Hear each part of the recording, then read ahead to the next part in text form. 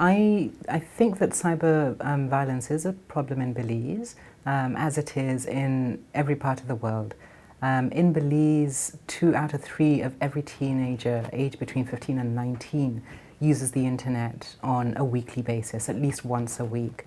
What that means is that these teenagers are using a platform for communication that is wide open and where there's a high level of anonymity and limited control and regulation of interaction communication. What that has created is a platform and space where many young users are increasingly vulnerable and exposed to aggressive, abusive, manipulative behavior and communication.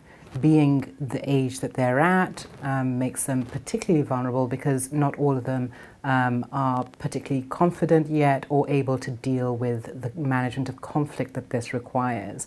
And so they are vulnerable and they are experiencing bullying. We're hearing this from the voices of teenagers themselves across the world. And in Belize too, we know that this is a problem for our teens on the internet.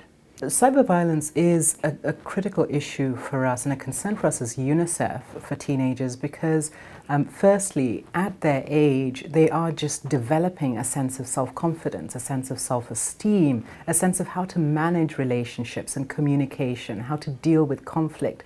And in a space where there is anonymity and where different people with different power are able to manage and manipulate conversations and start to bully these young people, it creates a scenario that sets teenagers on a path that interrupts the creation, the development of this confidence and self-esteem. And for the short term, while the impact might be that they're slightly less confident, less sure of themselves, in the long term, what it does, as with all other forms of violence, because cyberbullying is a form of violence, is it sets these young people on a path that what we've seen through other people experiencing violence across the world is that it initiates a cycle of violence that repeats itself throughout the young person's life. So it's a concern in the immediate term, it's a concern for the long term, and that's why UNICEF is particularly concerned that with parents, teachers, communities, governments,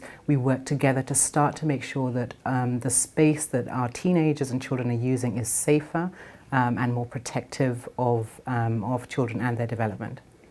Be bold for change and show cyber respect.